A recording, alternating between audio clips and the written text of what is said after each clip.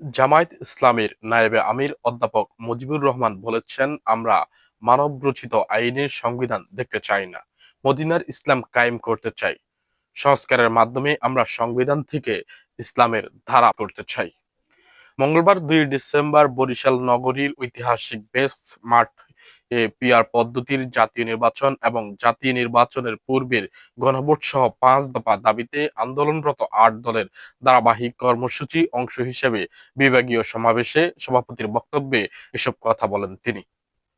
সমাবেশের প্রধান অতিথি হিসেবে বক্তব্য রাখেন ইসলামী আন্দোলন বাংলাদেশের আমির ও চরমনাইয়ের পীর সাহেব সৈয়দ মোহাম্মদ রেজাউল করিম। এই সমাবেশে বিএনপির চেয়ারপারসন বেগম খালেদা জিয়া এবং জামায়াতের নেতা আব্দুল্লাহ মোহাম্মদ তাহেরের আরোগ্য কামনা করেন নেতাকর্মীরা। অধ্যাপক মুজিবুর রহমান বলেন, আমরা ৮ দল ঐক্যবদ্ধ হয়েছি ইসলামিক কল্যাণ রাষ্ট্র প্রতিষ্ঠার জন্য। আমরা আল্লাহর দলে থাকতে চাই। আসুন আমরা একসঙ্গে ঐক্যবদ্ধ হয়ে কোরআনের আইন চালু করি।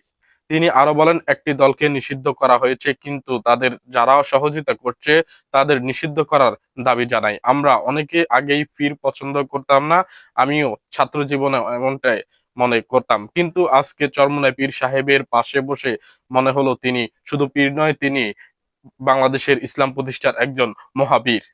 সমাবেশের আসন্ন ত্রয়োদশ জাতীয় সংসদ নির্বাচনের ইসলামী সমঝোতা ৮ দলকে ভোট নিয়ে বিজয়ী করার আহ্বান জানান জামায়াতে ইসলামীর কেন্দ্রীয় নেতা মুজিবুর রহমান। সমাবেশে বক্তব্য রাখেন ইসলামী আন্দোলন বাংলাদেশ সিনিয়র নায়েবে আমির মুফতি সৈয়দ মোহাম্মদ ফজলুল করিম, সহকারী মহাসচিব মুফতি সৈয়দ এহসাক মোহাম্মদ আবু খায়ের, জামায়াত ইসলামীর সহকারী secretary general advocate Muzammel Hossain Helal, কেন্দ্রীয় কর্মপরিষদের সদস্য ডক্টর শফিকুল ইসলাম মাসুদ, খেলাফত মজলিসের আমির অধ্যাপক মাওলানা আব্দুর রশিদ আজাদ, সিনিয়র যুগ্ম মহাসচিব অ্যাডভোকেট জাহাঙ্গীর হোসেন, বাংলাদেশ খেলাফত মজলিসের মহাসচিব মাওলানা জালাল উদ্দিন।